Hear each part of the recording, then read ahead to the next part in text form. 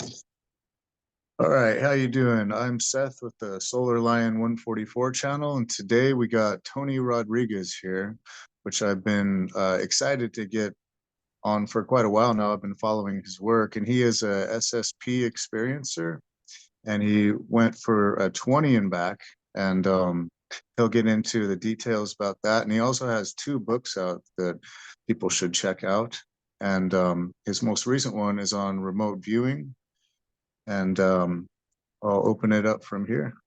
Here we go. How's it going, Seth? Thanks for having me, man. Yeah, my pleasure. It's going really well. This thing is messing up here. I had a little bit of a tech diff going on. Um, Good to be here, man. We were talking a little bit off camera, and you were talking about your own experiences.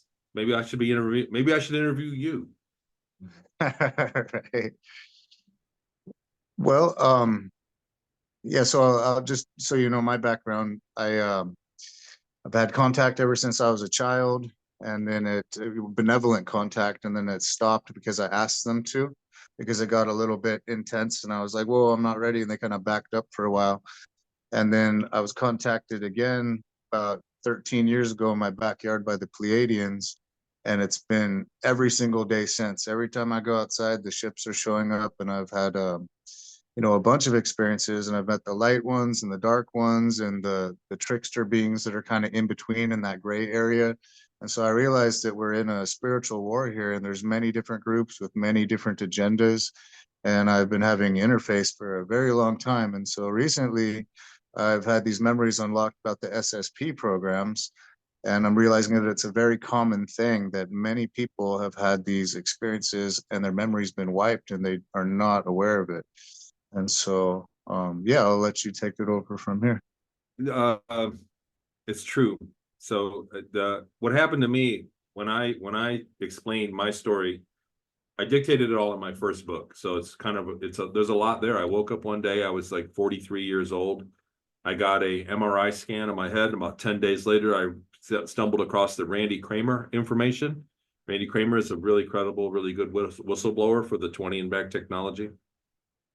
And he explained that they can abduct you and keep you for 20 years and then put you back in the same moment that you left, in the same body, same everything. Like you don't know that you were gone. They're taking your consciousness and using whatever other radical means. And a lot of memories I had made sense all of a sudden, like what you're having. So you're having real contact. It's kind of a different animal than what I had. I had one episode where I was taken for a long time, and I got all those memories back of the 20 years. I basically was working on a UFO for about 12 of those years. I was on Earth, and I went, and then when I started to research the things I remembered, I started finding them. I remembered working in Peru. I found the town in Peru exactly how I remembered it. I remember working on a specific plane just a couple years ago. I found the exact plane. I found the history of it. And, it all is there. I remember being on Ceres. I found the evidence of Ceres. I called out the salt deposits on Ceres in 2016. And in 2020, NASA confirmed it with the Dawn probe. So it was 4 years before the fact I said that those were salt. NASA originally thought they were different chemicals. So what I'm saying is my testimony is based off my memory event that I believe that it was spurned by many factors, but an MRI scan. So defeated some of the memory blocks. They take people and they put you back with no memory. What's happened since I've gone public is that literally a couple thousand people have contacted me. They still are, and they get mad when I don't get back to them on time. But a lot of people have contacted me with similar thing. Man, I think I saw your interview, and I think the same thing happened to me. And it's heartbreaking. Really, a lot of the stuff, I gotta say, more than not are kind of people being taken against their will and put through programs that are not great. Some people are taken, and there are what we call benevolent. I hate to lump everything into a good or bad, because I don't call the United States good or bad, or Russia good or bad. You know what I mean? It's whatever their purpose is, and your perspective at that time makes it look good or bad, depending on your own perspective. And my experience, the ETs are the same way. There are ETs, we were talking off camera, there are ETs that work on a hive mind. So we as individual minds, they look down at us. Because it's one hive mind of all this information at once. So they think we're inferior. So they are what we call malevolence. They treat us bad. They just don't respect our individual rights. It's like a computer. Basically, it's like a big computer dealing with us. And so they treat us as such. So you can call it malevolent or evil, whatever you want to call it, but that's the reality. Is it's their nature. Other ETs we call benevolent, that do good things for us, but they're individual minds, and they're still working on their own agenda. So if it works out for them to be cool with us, then it's cool. And if it works out for us to be a victim of them, we are victim. The galaxy is cut into sectors or groups that control certain areas of the galaxy, and they kind of deal with each other, large groups of hundreds or thousands of star systems that band together, and so that they can pool their resources, and like an army. What I've found dealing with the thousands of people that have reached out to me, I've done consults, and actually I'm starting to work on another book. Like after this year's talking conference circuit is done, after November of this year, I'll start working on my 4th book, and I'm going to detail the things I've learned in my consultations. The biggest thing that we're up against is most people think that ETs it takes them a long time to get here. So we think that they're only from our neck of the woods. They're only Arcturians or Palladians or Orion group, or they're only from stars that we can see. And that's not true. Most of the ET contact, they're coming from farther away, because all the stars we can see are basically one big group, 1 or 2 groups of like governments, if you want to call them. I call them groups, but like work like a government. So when you look into the sky, all those stars are already doing business with each other. But they can travel to other galaxies and back in the same day. It's instantaneous. They're using the Einstein-Rosen bridge theory. They bridge or portal. Some people want to call it portaling, but these ships can go to another star system on the other side of the galaxy instantly, spend all day there, and come home for dinner, and come home at the same time they left. So moving through time space, they can perturb it. So that's really what's going on. And then they can use natural portals to go to nearby galaxies, which means that they can come here from nearby galaxies. And you're talking about 400, whatever, trillion stars. The numbers are always huge. A massive number we can't imagine. 400 trillion stars per galaxy, times 20 or 30 galaxies that are nearby that can come through a portal and then port here to the Earth and interact with us. So what I'm saying is, it's not just 1 or 2 species. It's not just everybody. Like you said, you had contact with the Pleiadians. I'm not saying you haven't, but the Pleiadians are very active. The Orion group are very active in our neck of the woods, but it's not just them. And they come here and can pose as other groups too. So they're very advanced. Like, I always equate it to, what would we do? What would the United States military do in the jungle, in the Amazon jungle, if it wanted to interact with a tribe that had never had contact? You got the old tribes of Aboriginal people that live in the jungle that have never had contact with the outside world. Our government, if we wanted to, could go there unseen, abduct them, do medical experiments, and put them back, and no one would. They would wake up and go, "What just happened? I got a mark on me." The same exact thing that what we get from abductees. And if they were taken, they could pose as whoever they wanted to. So it could be a pretty girl.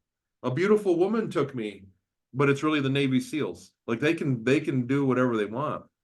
So these are factors into people that are getting. I always look at what was the aftermath of your contact. So people always accuse me of saying, well, not always, but it's been said that my memories are screen memories. They abducted me and they put fake memories in me when I was 10, so that when I'm 50, I can write books that do something. And I go, well, what is the net result of that? If they're screen memories, because I'm the first to admit, I'm under the light. I don't know what's going on.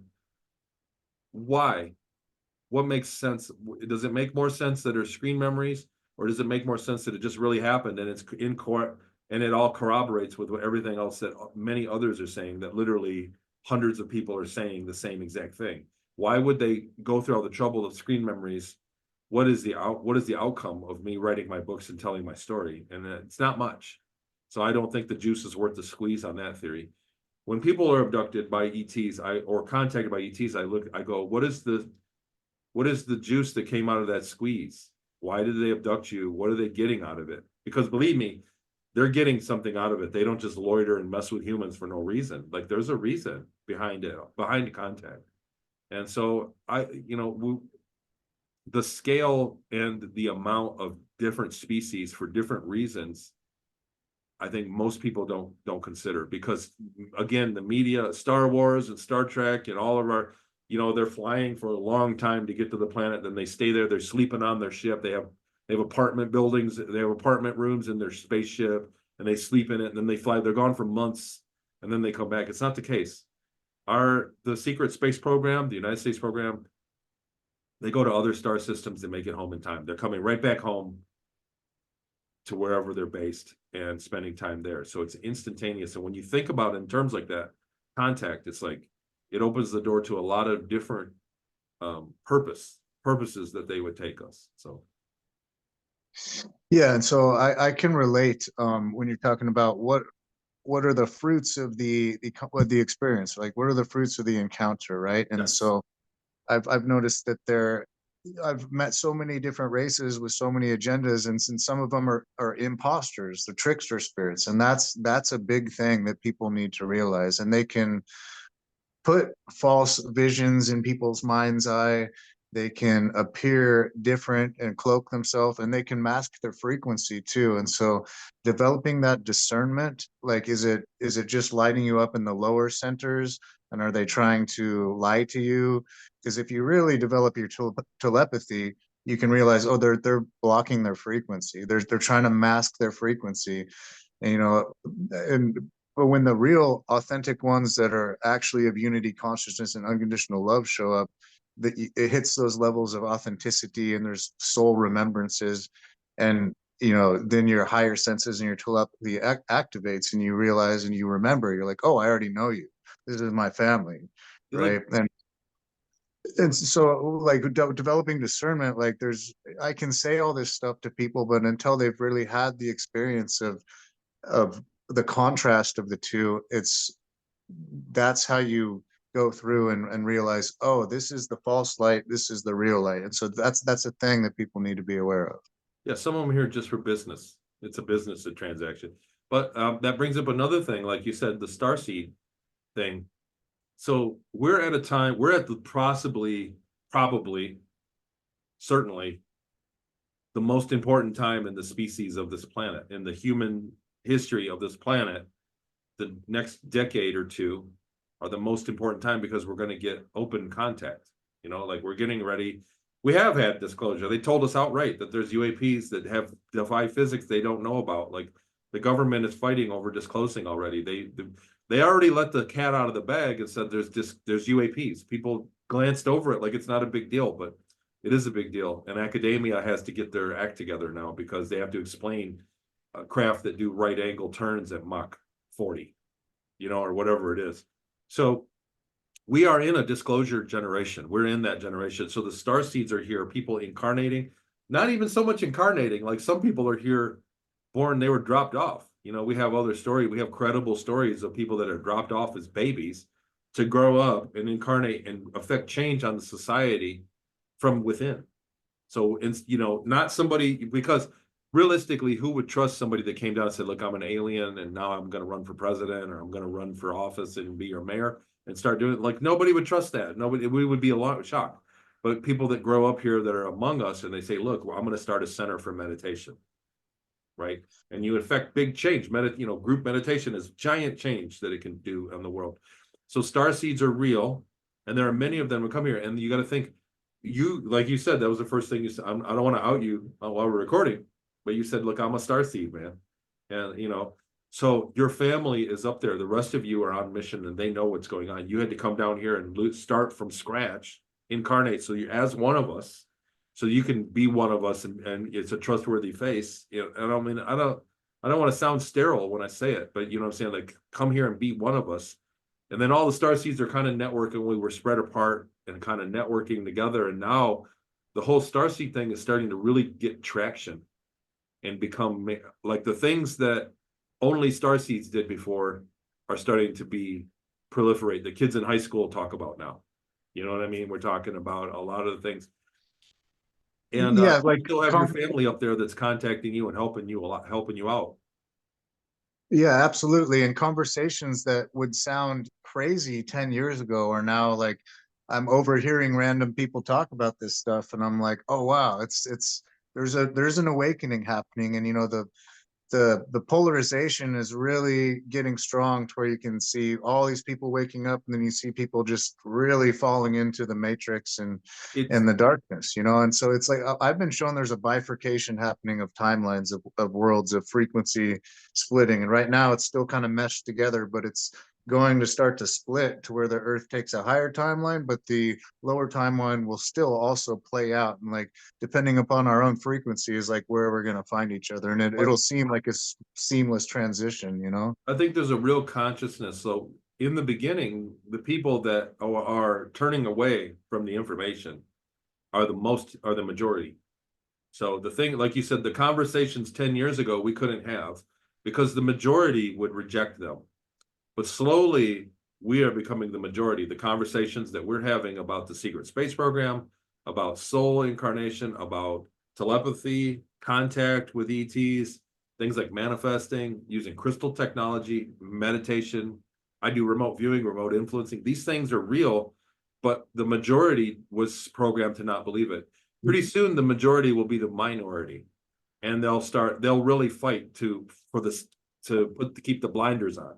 They will begin to really fight for it. And the mainstream, the apparatus it relies on the majority of people to resist outside information. They're really working hard to shut us up. Like the First Amendment is under attack. And because we're letting out real information that the elites have had all along to stay in control, to stay in power. And that information is starting to come out through this community, through the Starseed community and the disclosure community, to give people really great power. So like when you talk about remote viewing, which was one of the early programs, when I was taken, they took me for 20 years. I was 10 years old. They took me for 20 years. And the first program I was in was advanced remote viewing research. They were trying to see how far they could go. They were using us kids as an experiment, 10-year-old kids. And so when I went back there and found the place exactly how I left, pretty much exactly how I left it, I got a lot of memories back and I started researching the remote viewing. That's what the subject of my latest book, Beyond Sight, is the evidence I found behind it. But when you look at remote viewing, it's only the gateway drug to other things like remote influencing, manifestation, telepathy, telekinesis, all those, medium work, all these psychic things that people already do. Remote viewing is kind of like the intro to it. Like anybody can learn it. But when you look at it, it's already a superpower. When you can remote view and check out data from other places, I mean, it's an amazing superpower. And they don't want you to know it. That's why the AI bots say, oh, well, it's subjective, there's no evidence. I'm like, we prove it every week. We prove remote viewing every single week in my groups and other groups too. And I'm a small fish in the pond of remote viewing groups, like we prove this, right? So humans are capable of much more than they want to tell us. And and the information's starting to grow and get there. So that's the deal, like this is what we're doing. Yeah, so another thing about the topic of remote viewing, like I've done this before too, and when I first started doing this and activating these abilities and having interface with both light and dark and going through these initiations and rites of passage, like I was attacked quite a bit and realizing that there's a war going on, and that doesn't happen anymore. I have a lot of protection, but I have like felt presences viewing me before, and then I can see like an actual orb. Like if you're viewing in on somewhere, your consciousness can appear like an orb to them. Like an But then eyeball. with a mind's eye, you can view into it and see and trace it out of where it's coming from. And so putting up protection and layers of protection and boundaries around you is very important, because now nothing can get in, and I have a whole lot of protection. Like there's constantly beings around me. I see them moving in my peripheral. I see them turn into orbs and fly around. And I work mostly with the jaguar beings and the golden lion beings and all the feline races. They're always around me. And like um, all the attacks just stopped once that really happened. And once I aligned with these higher, more benevolent races, and I have peace in my life now, because I went through some shit, man. I I don't know That's how I amazing lived through info. it. That's like amazing info, to call that. A lot of people call in guides and do that. It's one of the things that I haven't really taught in mine, like I do self stuff, but the guides are a whole nother thing about that. And that's a very real thing. It's calling it having your guides and having, I guess beings on the etheric level that look out for you. So that's amazing. Yeah, absolutely. It pays to have friends in high places, And so, what else was I gonna say? We were talking about remote viewing, and then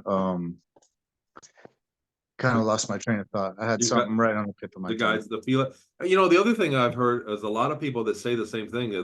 It's a lot of the feline races, a lot of the cat races, and those are real too.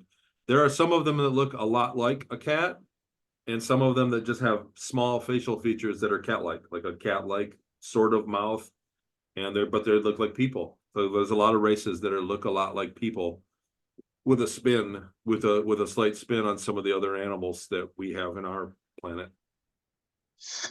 Yeah, yeah, I've noticed like there's some that are like very cat, like a cat head and like a human body.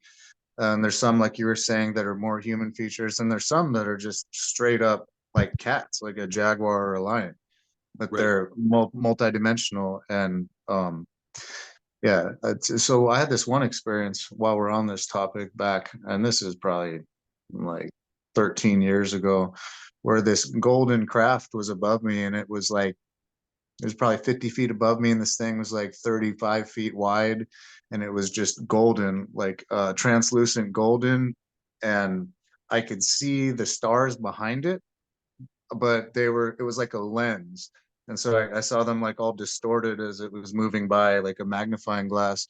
But it was this like luminous, translucent golden color, and it was the golden lion beings that are originally from Lyra, but with the Lyran Wars, Lyra's no longer really there, and so everything's moved to Sirius now. So they're pretty much from Sirius now, and Well, so and that's be careful. Every species that has interstellar flight is spread out, because that's the first thing you do, is spread to many other star systems in case one falls. They perpetuate the species, like they colonize. So they move all over the place. The Pleiades. We were in the space program. We'd fly. We'd always joke and say we were going there, but somebody said, the Pleiades has 800 stars. And if you do the math, and our star has 200 bodies around it, rocks around our star. There are 200 planets or moons. They're size bodies. So if you multiply that, it's like 17,000 worlds around the Pleiades.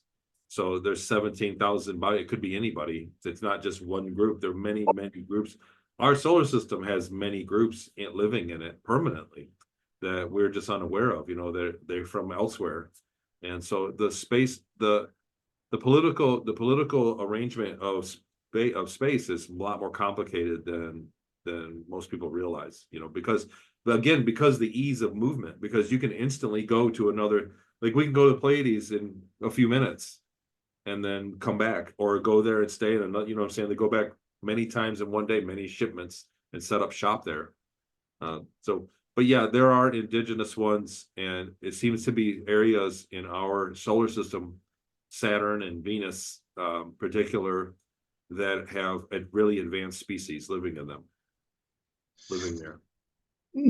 I heard you make some comments describing your experiences in previous videos that I haven't really heard anyone talk about, and things that I've experienced, and that's how I knew that you were legit, because I was like queuing in on the certain details that no one else really picks up on.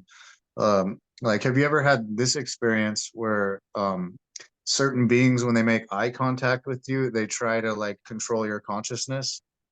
I think I remember you saying something like that. I've had an experience where this reptilian gray hybrid being showed up in front of me, and like it wouldn't let me look at it. And like I'm trying to move my head to look at it, and I overpower it and force myself to look at it. And as soon as I made eye contact with this thing, it tried to take my consciousness over and control me.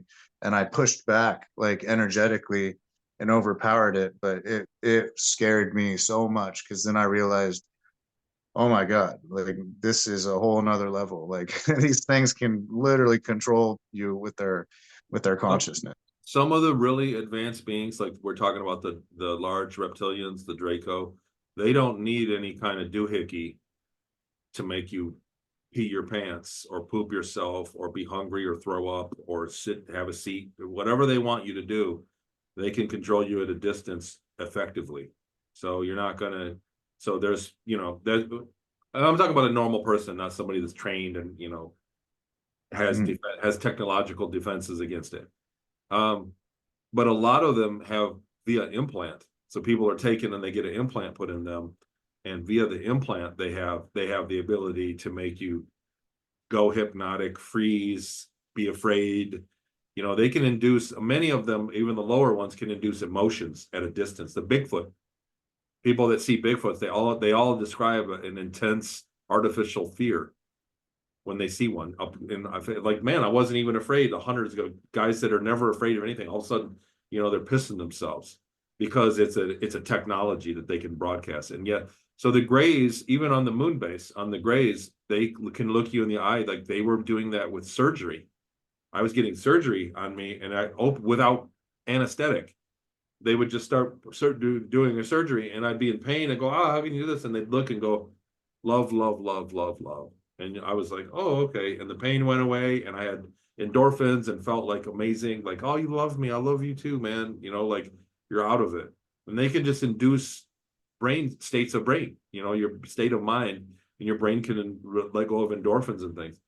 But what you're talking about is pretty common thing that they can all do. Like once a species, there's artificial telepathy where they're using implants, and it's like our Neuralink is going to give us telepathy. When they get the Neuralink, people are going to have telepathy. They're going to be talking. You're going to be one day, maybe not us, but our kids are going to be in a room, and half the room is going to have Neuralink, and they're going to be talking secretly about the other half of the room that can't understand what they're saying, because it'll be like that, like an artificial telepathy. But other beings, which is where we're heading, without technology, you know what I mean? People anyway, we can do telepathy. We'll get a natural telepathy. And when you get to that level, then something that doesn't, like, you can do it over animals. Like, haven't you ever scared a bee away mentally? You know what I'm saying? Like, you can do Mhm. these things to the lower animals, but most people don't even believe they can or aren't aware of it. But when you're afraid of a bee, that's the one that stings you, because you're giving it consent. But if you're mad at the bee, get away from me, I'm going to eat you. It'll fly away. It hears you telepathically, and goes away. Same thing. So the other advanced, we're talking about humanoids or grays or reptilians that live lifespans of 500, 1,000 years. They have the mental focus to induce these things on us without technology.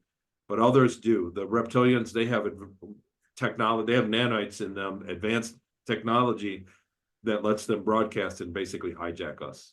So Mm. is that what I was talking Interesting. about in that, when you thought, was that what I was talking about, or was it something different?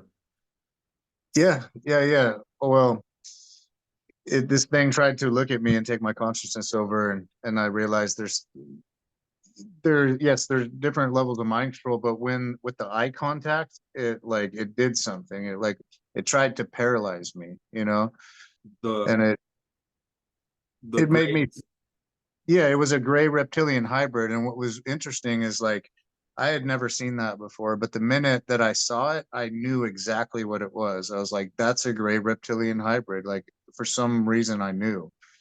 And it was really interesting because, like, um I've had a lot of encounters and met beings, like positive ones, that I remember. I'm like, oh, I've missed you so much. I haven't seen you for so long, but I've never met them in this life before.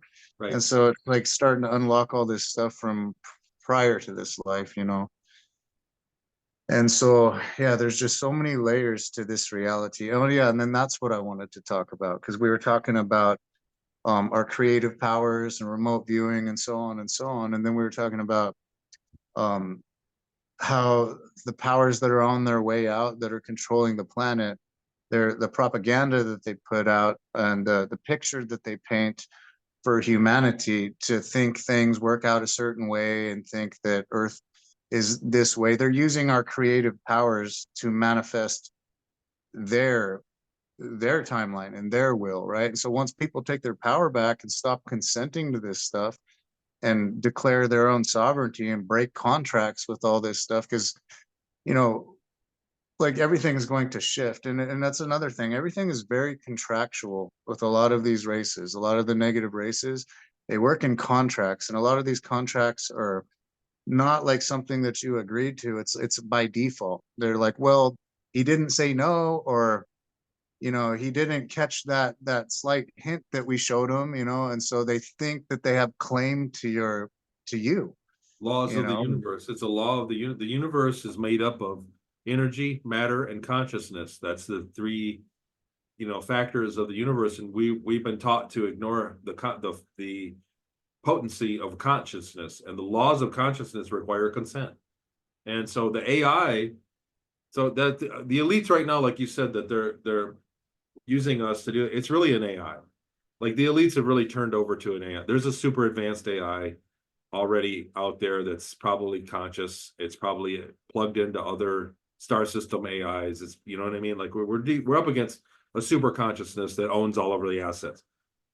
But the AI cannot manifest things. I always say this. I say this: if you put an AI robot in a hole and it can't get out, in 100 years it won't. It'll still be in the hole. If you put 10 people and they have food and the stuff to stay alive, and you come back 100, they'll get out because they'll manifest a way out. They're because the consciousness because they have a consciousness and the AI doesn't. The AI can only logically build something and do steps 8, 1, 2, 3, 4, 5 to get out. It's like a robot, like a machine would. But humans will sit and pray to get out and not even do anything, and somebody will come along and rescue them. Or something, there'll be a landslide, the hole will malfunction. We will pray, and the universe will effectively make a way for us to come out. So the AI knows this. The AI, the really super advanced, they know that the universe is based on consciousness, and that the AI can't do that. So it manipulates humans to manifest for it. You get what I mean? Like that's really seems to be what's going on. These advanced AIs are aware of it, and the thing is, all of it, for us to be manipulated, it all hinges on our consent. And like you said, if you don't consent, if you say nothing, that gives consent. Just the way that fear is consent. Fear is a form of consent. So a predator goes after the animal that's the most afraid, kind of thing. Fear is a consent for something. If you're constantly worrying, constantly afraid of something happening, that's a great way to make it happen to you. But not being afraid is a great way to make good things happen, right? I'm glad you brought that up, because I've been shown that fear is really an illusion. Like fear and danger are two separate things, right? And all fear does is it literally is a food source for them. It feeds them and it gives them power. And so, like, if to our audience, if anyone is ever in a situation, whether it be multidimensional with beings or just, in life, just don't give into the fear, because it literally is going the opposite direction of what you want to happen in your life. And so and that being a form of consent, that I like that. Fear is I've never heard consent. that before. It's true. Mhm. It's consent. When you sit there and you're afraid of, like I was, the animal kingdom is great. We don't live on the plane of the animals, the animal in the wild. But I love to see how it works. Like animals basically make a living by eating each other, the same way that life consumes life. And the way that it works is like the ones that aren't afraid get away. When you watch, like predators, they fail 70% of the time in their hunts. And the ones that show no fear are the ones that escape. And this is a basic petri dish to look at. It's a basic law. In humans, it's the same way. When I first got my memories back, I thought, oh God, they're going to kill me. I'm going to get the men in black that are going to show up at my door, and they're going to just do something. They're going to make me invalid or something. You know what I'm saying? They'll make me a quadriplegic, something bad. And because I'm letting out secrets. And I talked to some researchers, and they said, well, I said, is that the case? They said, well, if you're silent, then yeah, they'll follow up and make sure you stay silent. But once you hurry up and let your story out, then if something bad happens to you, it just makes you a martyr and proves it right. So tell your story. So that's what I did. But in that moment, in that there was like a little 6 weeks time frame, and I was scared, man. I got to tell you, I was like every day it was heavy on my mind. Am I going to say this stuff publicly? Am I going to tell this story? And I had to, because it was just so much. It was just that we don't live in the world that we think we do. And my testimony is, I wanted people to know that. People need to know we live in a very small part of a larger intergalactic community that can get here, that comes and goes all the time. But what happened was one day I sat down and I was working. I was like a dispatcher at the time. I was sitting at my computer, and it was slow, so I had an hour of nothing, and I was afraid. And you know what I mean. And I thought, I'm not going to be afraid anymore. If something bad happens to me, it's on them. I'm doing the right thing by telling my story, and I'm not going to be afraid. I'm not going to be afraid anymore. And I was afraid I looked at it, and then once I thought that, I thought, I've been afraid of everything all along. I'm always afraid of being broke. I'm always afraid of my car getting scratched. I'm always afraid of getting sick or hurting myself. I'm always afraid. I was like, I've been living in fear constantly the whole time. Once I let go of that fear, I was like, holy shit, I've been afraid of everything. And that was like my whole life pivoted in that 5 minutes. My whole entire life pivoted because I was like, I am not going to be afraid anymore. If my car gets scratched, it gets scratched. If I hurt myself, if I go broke, I go broke. I'll find a way. I don't, being afraid of it isn't going to do anything. And that literally switch in my mind went off. And I thought, every time I started to get afraid I'm not going to be afraid of this. It get dark outside, or you're alone or whatever. I'm not going to be afraid of this. Whatever. If something happens, it happens. It's how it is. It's life. I've had worse days. And so that really changed my entire life. My life is in a much better place now because of that. I got to say, I blame it on that 5-minute internal discussion that I had of, I just letting fear run rampant. Like you said, there's fear and there's danger. I love the way you said that. I love that, because you're never really in a lot of danger, but you're always in fear constantly. They want you to be afraid. They pump it up. Yeah, and so energy goes where our focus is, right? And so when people are constantly worrying and doing the what ifs, oh, what if this happens, what if that happens, and living in the past and living in the future rather than the present moment, which is really all that there is, the eternal now, and that's all that there ever has been. Because in the higher dimensions, time's circular and any point is accessible. Only down here we experience it in a linear fashion. And so it's just goes to show that it's always been this way. The present moment is where the power always is, and our focus creates, right? And so learning to shift all away from the what ifs and the worrying and start focusing on what you want to pull into your life, right? And dropping the fear and then moving into gratitude has been huge, right? And just like, because I've also realized that this is a holographic reality and there's a lesson behind everything. Even the bad experiences, there's some teaching that can be taken away from it. Some, like, you established your sovereignty or you cleared some karmic thing, or whatever it may be. Like there's always some gain to be taken from it. And so once we start to realize that and grow from every experience and establish our full sovereignty, everything shifts. And so moving into gratitude has been huge for me, Me too. and so, like, I've had near-death experiences, I've been out of body, and I've realized that uh, we're eternal beings. Our soul is eternal, and there really is no death. It's just like it's changing your clothes. It's no big deal. And so once you lose that fear and you realize, wait, I'm gonna see all my loved ones again. There's really nothing to worry about, and love is all that matters. And your frequency really shifts. And so I've realized that frequency is a form of protection. Like when the dark ones show up, and try to test you, and you don't have because they want a response. They want a fear response. They want an anger response. They want to some sort of energetic response. But when you're just like, I got nothing for you. It's I'm about done. energy. Yeah. Like, okay, you hit me. I'm still happy. Goodbye. Like you're putting stuff that I've learned recently in great context. You know what I mean? Like, it's really good. I always tell people, like, in the remote viewing for protection, like you said, you do your protections, and I tell people it's the vibe that you're in. If you're in a state of mind where you're afraid or you're worried or you're just pissy or whatever it is, then you're wide open to these energy. And it's about energy. It's energy in the moment, like you said. You're wide open to these energies interacting with you.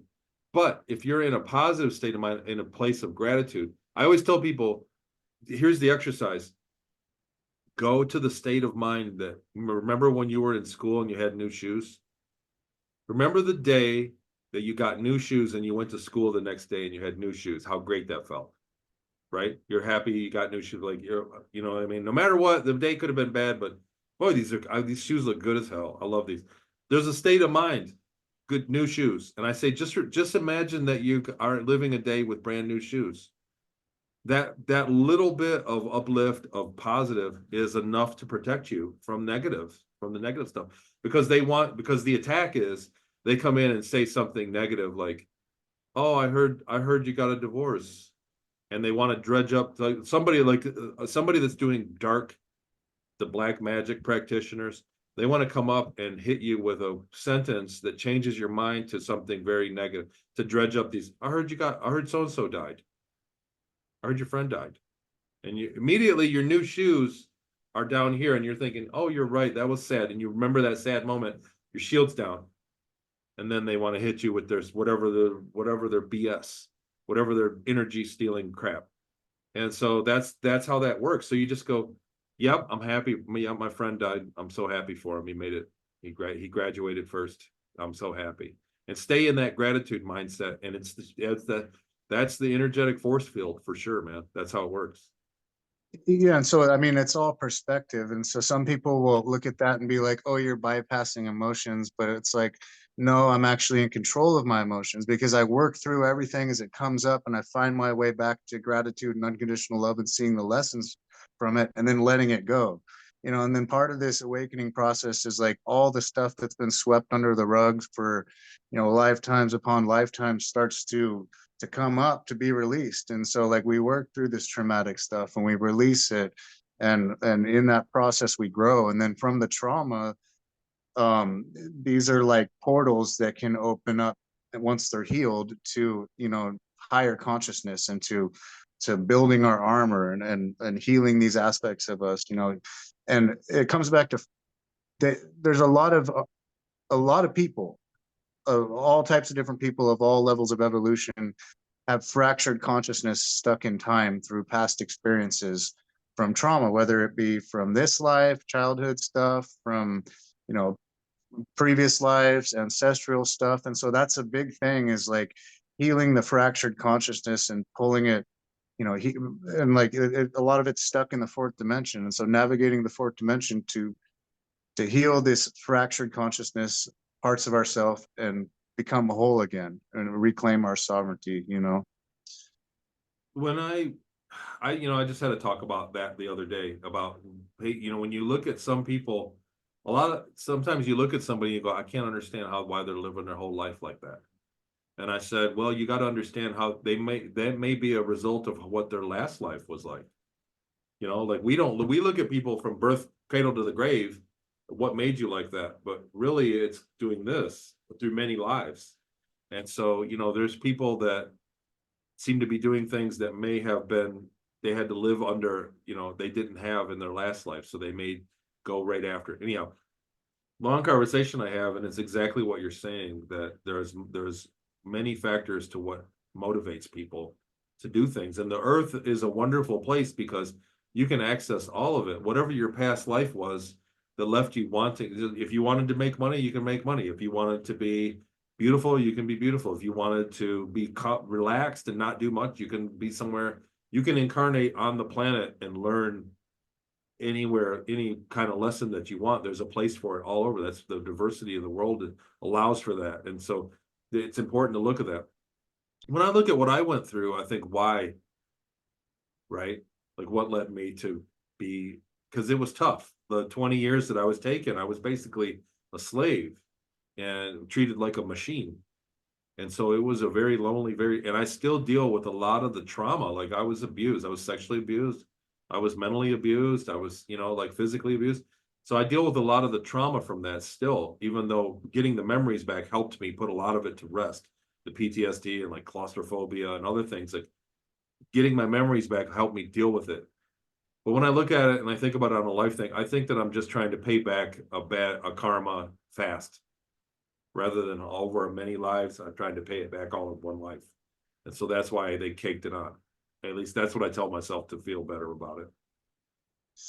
Well, it could be that, but it could be targeting as well, and so like I haven't really shared my SSP memories yet because like some of it is positive for positive factions, but then some of it is negative, like literally being a slave and going through all types of abuse and traumatic stuff that has been unlocked that I haven't shared about up until this point. Like I haven't shared details, but some very traumatic stuff that I've experienced too. And I was like, why did I go through that? Well, I think that they've targeted me, and they know who we are when we enter this system, and we've been targeted for a very long time because I have memories of being targeted by the fallen Anunnaki and being thrown on the wheel of reincarnation, and So it's a lot.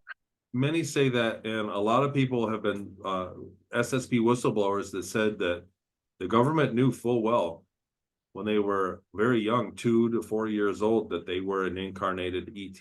Like that's what the testing was in school. Like they could test, they gave us all IQ tests and the SAT tests, and that those tests had ways to reveal if you were a starseed or not. And those are the ones they go after to take into the secret space program, because there's also a lot of the technology as you go farther into space, your signature, your energy signature, some people will get sick. So somebody that's never left the earth in many incarnations, when they go into space, they'll get sick, they'll reject it. So starseeds come here from space so they can immediately be taken, used as personnel in these programs, and they can go in deep space, and their vibration lets them, their energy signature lets them travel into space. So not everybody can go. There's genetic markers that are like that. So yeah, that's absolutely true. That the government has tabs on, and then once they get you, that's the other thing. Once they know, then your genetic markers go to your children, and that's why we see generational participation. So the first thing I ask people that come to me is, I do consultations. They come to me and say, I think I went through the same thing you did, Tony. Same thing like you're saying, like I have SSP memories. And then my first question is, do you have anybody in the military? Mom, dad, uncle, grandpa, brother, sister, anybody in the military? And it's pretty often 7 out of 10, maybe more, 7 to maybe 8 or 9 out of 10 are like, yep, my dad was in the blah, blah, blah. And we lived by the base. I mean, it's constant. It's like freaky. That's the first question I ask, and it's usually a yes. Because once they got them, they started it back in the 40s and 50s, in the 50s. And once they know you have the genetic marker to incarnate people like that out of the family, they go for your kids. You're automatically under consideration to participate. Yeah, I've noticed those links too, and so I want to go back to like speaking about this publicly, how that kind of can be a form of protection and put an end to this stuff, right? And then like telling these factions, I do not consent.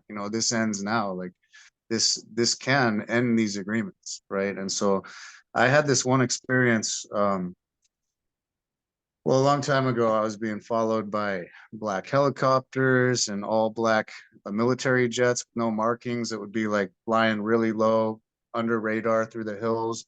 And I'd be like hiking in the middle of freaking nowhere, like no one around for like a 20, 40-mile radius. And they'd literally like line up directly with me and swoop down and make a show of force. And they kept doing that at different places, like making it clear that I was being targeted. And I was also being followed by black orbs that would phase in and swoop at me, and then I'd feel my energy drain. And I mean, this is with my own eyes, not third eye stuff. And then I would feel the mind control that they're trying to put on me and trying to put foreign thoughts and projections in my head. And then the light orbs would show up and swoosh them out when I'd call on protection. And I'm so going for this spiritual warfare back and forth and back and forth. And I remember this went on for like months and months and months, and it was taking a physical toll on me. And I remember one night I woke up at like 3 a.m, like my body woke up just from sensing something was wrong, and I saw this black shape swoosh across the ceiling, and I was like, oh man, fuck this. I'm not doing this. This is not okay. And I called on protection. These two luminous orbs come through the wall, like emitting their own light source, like the size of like grapefruits pretty much. And one of them shoots at this thing and swooshes it off. And the other one is like patrolling my bed, moving around, patrolling my bed. And like, I was like, thank you. I got to go to work in a couple hours. Like I'm holding a day job while going through all this stuff. I can't talk to anyone about it. And so, Got to do the 3D thing. Yeah. yeah. So, I mean, it's a balance of everything. And so, and then I cleared this stuff quite a bit through many different practices and working with certain groups of beings, and it really pushed all this stuff back quite a bit. And I mean, there's been times where I've taken my videos down and dropped off the map for a couple years, going through crazy stuff in my own process, and then came back out and put these videos out, and then taking them all down. I've done this numerous times, and then I was finally like, you know what? I have a God-given right to speak my truth, to speak my experiences. I'm here for a reason on this planet, and I can't hold this information in. That would be a weak thing to do. And I know that there really is no death, And so what am I scared of? They can't take my soul. Like fuck them. And so once I did that and stepped into my power, it really pushed them back. And then anyway, I've had a lot of protection around me for many years after that. And then I had this one experience where my frequency was really high, and I was they picked up on it, and I start hearing this noise. And I'm looking around like, what the hell is that noise? Where's this coming from? And it gets louder and louder, and then like right over my rooftop comes this militarized drone. And that was another thing. They had drones following me, like armed drones, like military drones that would be right above me, and I'm like miles out in the hill having like a ceremony. And they would literally make a show of force, like we're watching you. And it's tied to the military, and there's multi-dimensional stuff and black orbs, negative ETs, all the hive mind stuff, that's all kind of grouped together. But anyway, I had this experience where this drone came above me, and and I viewed into it and saw it was connected to all the Black Project stuff and all the military, and it was not good. And I was like, oh shit. And then my mind's eye opens up, and I see the Kundalini serpent. I see this cobra, and it hoods up, and and I it's it was everything. It was light, it was dark, it was me, it was just viewing over everything. And then I heard the light faction say, don't touch him, he's ours. And it literally viewed all the way down into the Black Project stuff and just put a stop to it. And ever since then, I've had none of it happen again. So one of the things that I found is a really good tool for people that are going through experiences like what you're going through is to look at so start at the earliest thing that you can remember and write down like whatever, and I call it weirdness. It could be seeing an orb, being abducted, whatever it is. Make your life in a timeline. I'm born here. This is my day I'm born. This is the first thing I remember. This is when this happened. This is when the military stuff happened, the drones. This is when that, because what happens is I found that in most people, it's cyclical. It happens at the same time every 5 years, every 20 years, every 10 years, the same. Like, and you can look at it and predict, be like, whoa, this happens every 5 years on this day or in this month.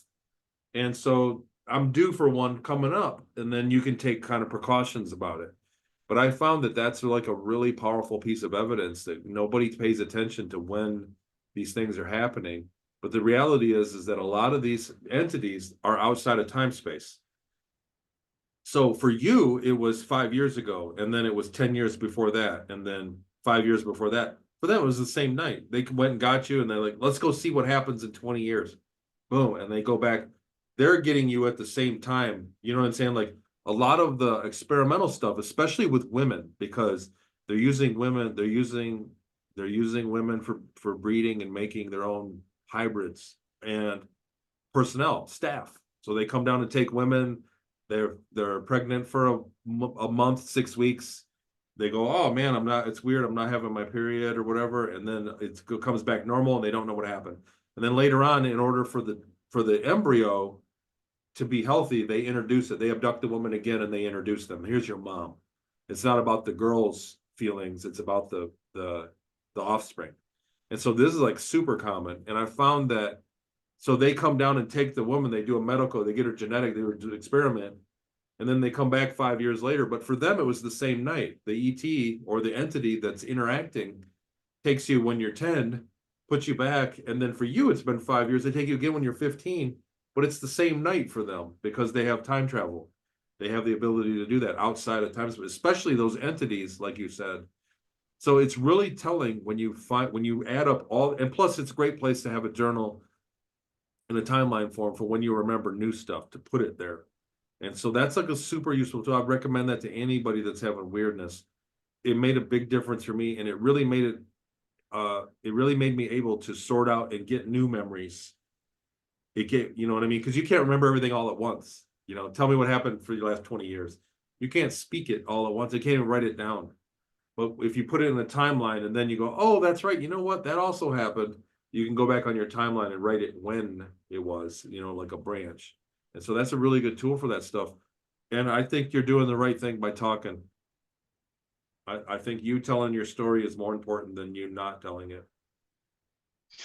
Yeah, well, thank you. It's been and likewise, yeah, thank you for speaking this stuff too, and there's been a lot of fallout in my life because of it. Like a lot of old relations have fallen away and all that stuff. But I realized like those people, though they weren't my real friends anyway, and so like my real friends that stuck around through all this stuff, I was like, well, come over and meditate and I'll show you the ships. And they show up and I've shown them on purpose. But people that are going to come up with their own opinions without even researching or trying, you know. Well, I've lost With, friends like that too. I think they're just people that are not ready.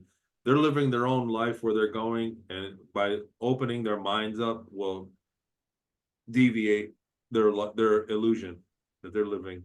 And so they're just not. I was sore. I lost some really good friends when I went public, and even all the time, really. And I was really sore about it at first, but then I realized it's just that they're not ready for it, man. right. And then I think it comes down to soul contracts too, because not everyone is ready to, start the self-realization process and become multidimensional and be aware of their overlapping bodies in this lifetime, and Ignorance and is that bliss. right. And so, I mean, that's literally what their soul contract is. I'm just going to come and have a 3D experience and, be on the karmic wheel. And that's okay because we've all done that too. And so, like, another thing I want to talk about is non-judgment, right? Because we're all one mind and we're all ourself experiencing ourselves through it, through the mirror. This is the hall of mirrors. And so we can't have judgment for other beings, because it's another fractal of source. It's really tough. It's really tough when people like. So recently, the more I do this, so I went public in 2016, and I've been on a couple. There was a curve of me getting exposure, and it's different now. So now it's like speaking about it, but less shows. But I've started to get haters now, and when you see people that like I've had some dastardly stuff happen to me from people that just don't like the info or don't like me for whatever. Everybody has every right to not like me or not believe me. That's cool. But I've had some people really do some dastardly stuff. There are people that pop up in death threats and send me mean emails. And when you see people that do things like that you would never do, I'd never do that to somebody. It's hard to do that, but you're right. The reality is that they lived a life that they're trying to heal from, and that's the vehicle. They think that hurting somebody else is the vehicle that's going to stop them from being hurt back in the past. And I think that's 90% of people that are abusive. I think that they just think, well, it happened to me, so guess what? And it's wrong. It's not the correct vehicle, and they'll have to sort it out on their own time. It's just hard when people do things that you would never do yourself. Yeah, I agree. It's hard to relate to where they're coming from, but we don't know what they've experienced and all that. But I mean, at the same time, we got to have boundaries, right? Like walking this awakening path doesn't mean being a doormat. Like That's you right. can be like, with all love and respect, go fuck yourself, you know? Yeah.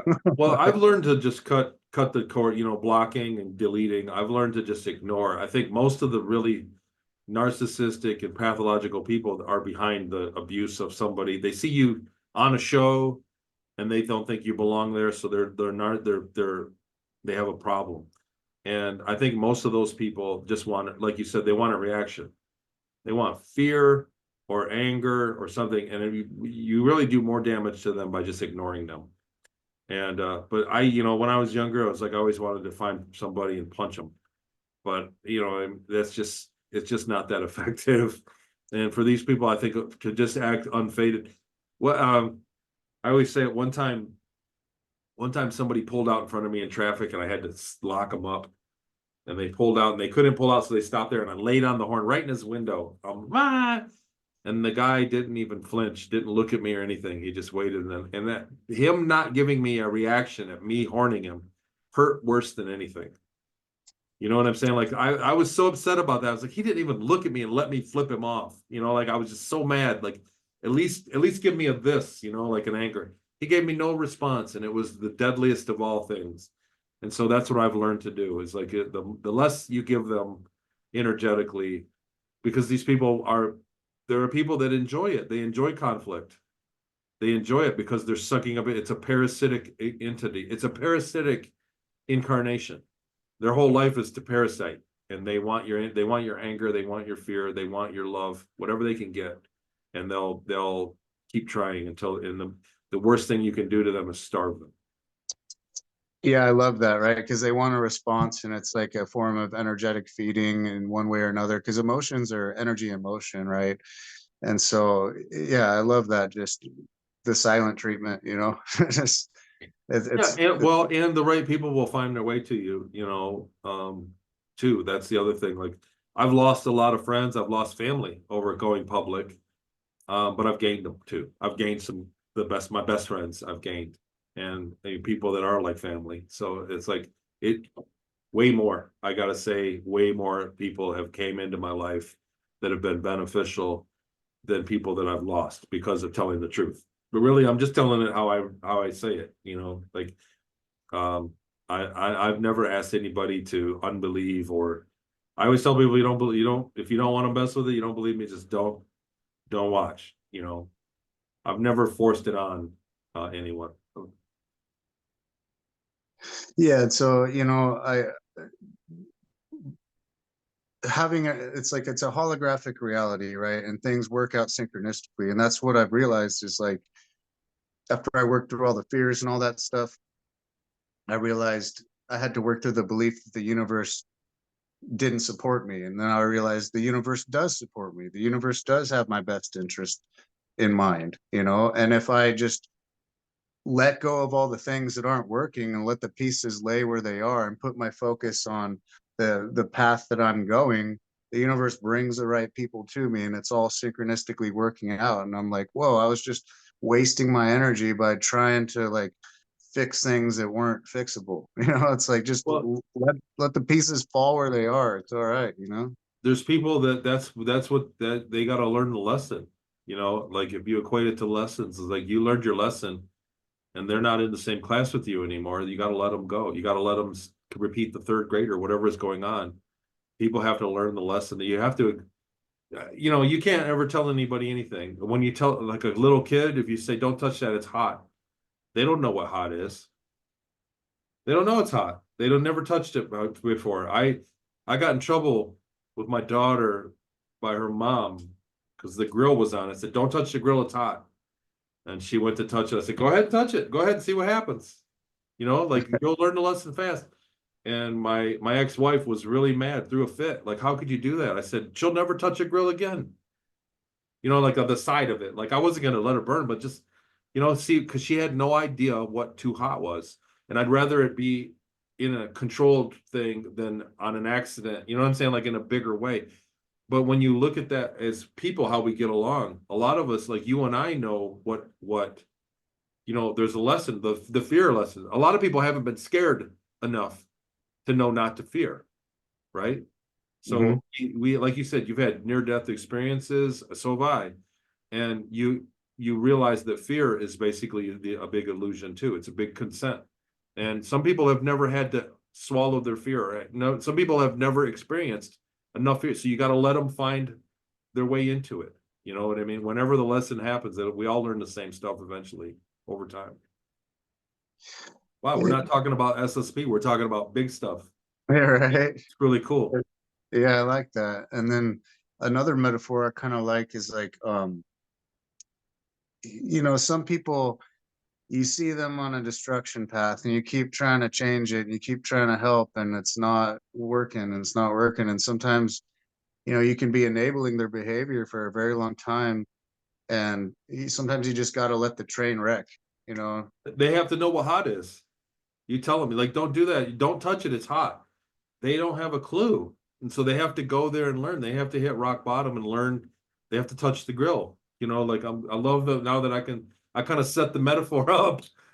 But it's true. And people do it in their own life. Like you have to let the substance abuse and crime and abusing people.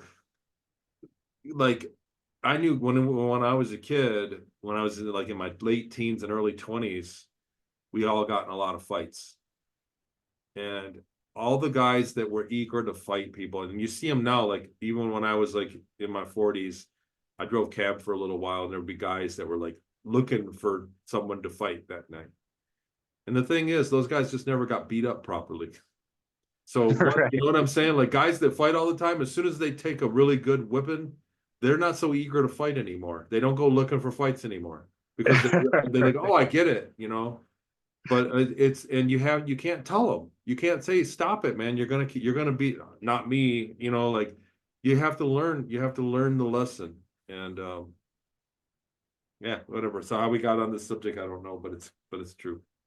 Right. Like if people who are all, have arrogant and in their attitude, it's like that guy's just never been punched in the face before. It's true. It's true. And you know what? You never know what other people have gone through that have learned to be kind because they were really abused. Like you see it. Some people, we live in completely different realities right next door to each other.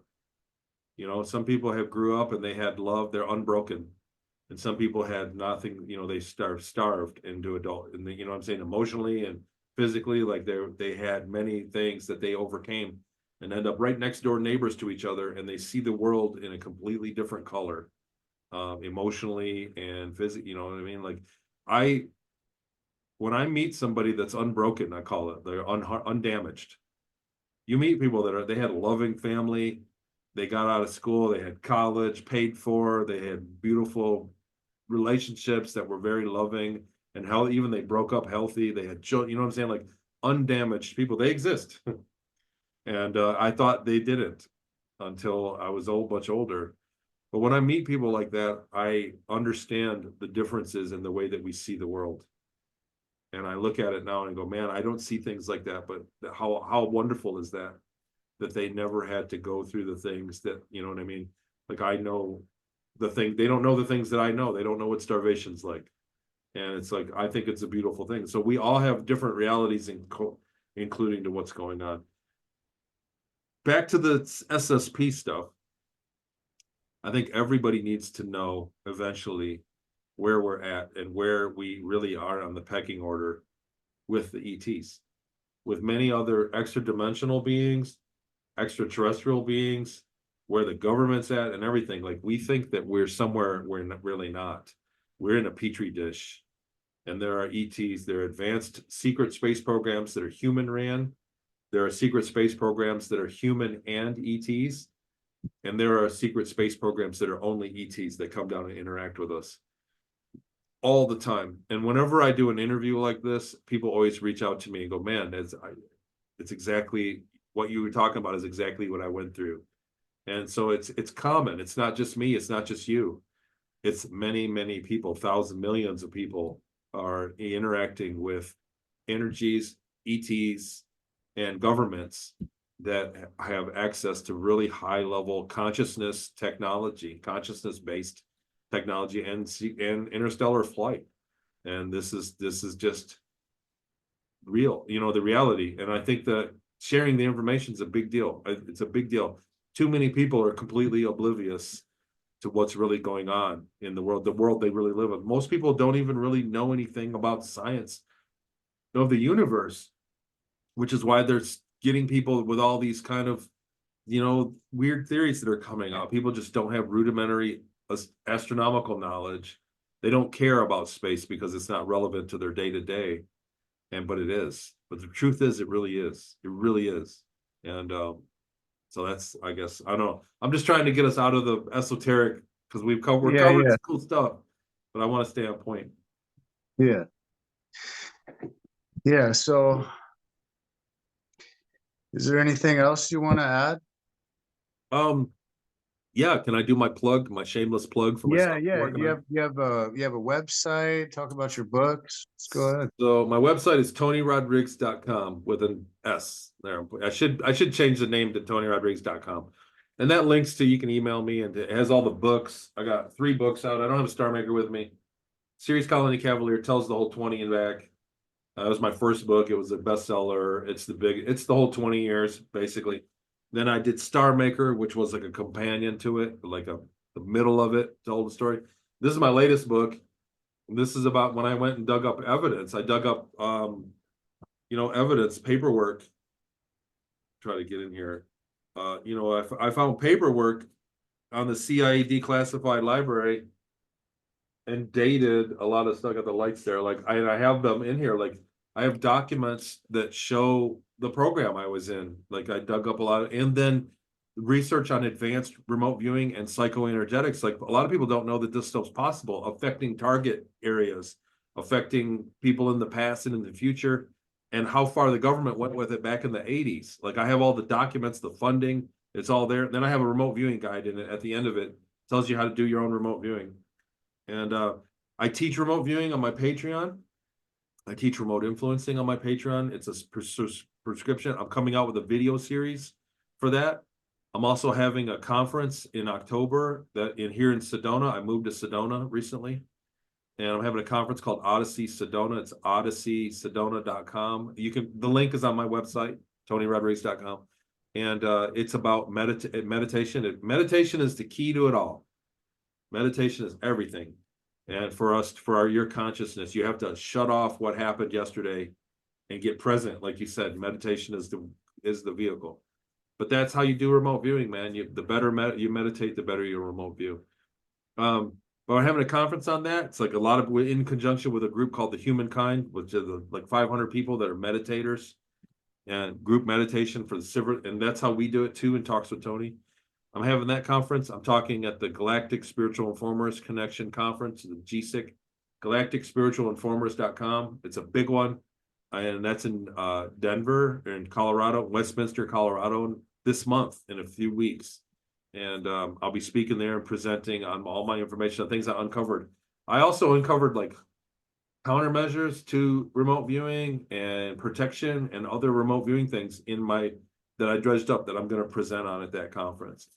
And what else? I'm working on another conference possibly in April, and just doing a lot of speaking engagements in the future. So that's what's been.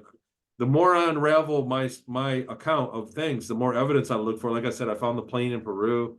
I found the house in Seattle. I found the salt deposits on Ceres and other things. I found the people involved. And then I found funding and the paper trail, the building in Inyo Kern, California. Like I found a lot of evidence that supports my account, my account of what happened to me. And I present that stuff. So, but it's all there. And I really have a lot of fun with the remote viewing. It's really something that's turned into a passion of mine. I really love doing it. And people that do remote viewing, they go, man, I don't know, I didn't get it. We do the reveal and they're like, oh, that's exactly it. They see that they actually access the data outside of time space, like there's science behind it too. And so that's what I've been working on lately. And it's definitely kept me busy. And I'm looking forward I want to expand it all. I want to expand on it. So there's That's awesome. my plug. Yeah, no, you're staying really busy. That's awesome. That's good to hear. I remember the times in my life I had no opportunity. And so with telling my story, being truthful, opened the door for a lot of opportunities. And so I'm just trying to take them all. I bite off more than I can chew too much, but I really am thankful, and like, I'm really grateful for where I am right now. It's that flow state, you know? And yeah, when you say yes to opportunities, the universe is like, all right, and it just brings more. So that's good to hear. And it's been great having you on. It's been a pleasure. And yeah, so we'll wrap this up now. Seth, You it's have great anything? meeting you, man. I hope we get to meet sometime, in person. Like, it's been great meeting, and it's like I could see I see you, man. And so I'm very happy to be here. I'm glad I'm hope we stay friends, bro. Absolutely, yeah. It'd be great to meet in person. And so yeah, we'll make that happen one of these days. And we'll keep in touch. For All sure. right, well, thank you for coming on, and we'll wrap this up now. Thanks.